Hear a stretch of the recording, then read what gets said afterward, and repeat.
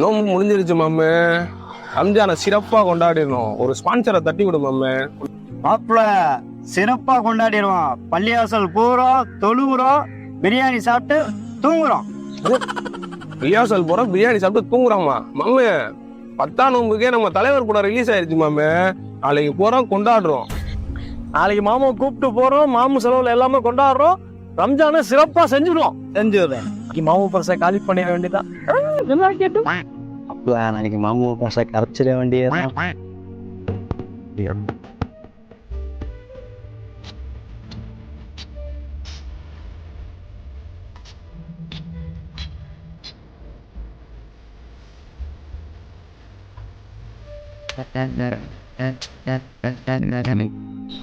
பித்தனை எல்லாம் முடிஞ்சா எல்லாமே கொடுத்து முடிச்சாச்சா?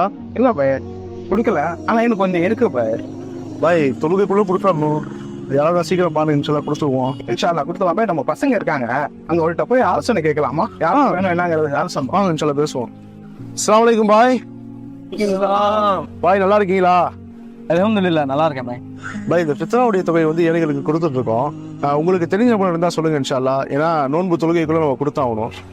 இன்ஷால்லா பாய், கண்டிப்பா சொல்லிடலாம் பாய். என்ன பாய் எப்படி கேட்டுட்டீங்க? அல்ஹம்துலில்லாஹ் ஜி, இன்ஷால்லா கண்டிப்பா சொல்லுங்க. பாய் என்ன பாய் எல்லாம் பரபரப்பா பேசிட்டு இருக்கீங்க? என்னன்னு சொல்லுங்க, நாங்களும் தெரிஞ்சுக்கிறோம். 30 நாள் நோன்பு இருந்தோம். ரம்ஜான் வந்துருச்சு. ரம்ஜானை சந்தோஷமா கொண்டாட போறோம். அதை பத்தி தான் பேசிக்கிட்டு இருந்தேன். மாமு நீ 30 நாள் நோம்பு வச்ச. ஒரே நாள்ல தியேட்டருக்கு போறோம், 4 ஷோ பாக்குறோம். மாமா தான் மாட்டிருக்காருல ஃபன்ஸ் இருக்கு. அப்புறம் என்ன தெரிஞ்சிடும் மாமு. அஸ்தக்ஃபிருல்லாஹ். பாத்தீங்களா பாய், ரம்ஜான் முடிஞ்சோடனே அவங்க சேட்டை ஆரம்பிச்சுட்டாங்க. ரமலான் முடிஞ்ச உடனே படத்துக்கா பாய்? எவ்வளவு கஷ்டப்பட்டு நோன்பு வச்சோம். பசித்திருந்து தாகித்திருந்து இரவு பூரா நின்று வணங்கி தொழுது அந்த நன்மையெல்லாம் வேஸ்ட் ஆக்குற மாதிரி ஒரு காரியத்தை செய்றீங்களே பாய். ஒரு மனுஷன் கோடி கோடிய பணத்தை சம்பாதிச்சு குப்பையில போடுற மாதிரி ஒரு காரியத்தை செய்றீங்களே பாய். இது எவ்வளவு பெரிய பாவம் தெரியுமா?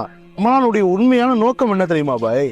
இந்த ஒரு மாதத்துல நம்ம பெறக்கூடிய தக்குவா இறையச்சம், இந்த ஒரு மாதத்துல நம்ம செய்யக்கூடிய அமல் மீதம் 11 மாதங்களுக்கும் நம்ம செய்யணும். அதற்கான ஒரு பயிற்சி மாதமாகத்தான் இந்த ரமலான் மாதத்துல நம்ம நோன்பு நோக்கிறோம். அந்த பயிற்சியுடைய நோக்கத்தையே மறந்துட்டு நம்ம ரமலான் முடிஞ்சோடனே தியேட்டருக்கு போகலாம், சினிமாவுக்கு போகலான்னு சொல்லிட்டு போயிட்டு இருக்கோம். இது மிகப்பெரிய பாவ செயல் பாய். 11 மாதங்கள் தக்க வைக்க வேண்டிய இபாதத்தை ஒரே நாள்ல கெடுத்துட்டீங்களே. ரமலானுடைய உண்மையான நோக்கமே நம்மை பயிற்றுவித்து பக்குவப்படுத்தி இறை பொருத்தத்தை அடைய வைப்பதே தவிர வேறில்லை.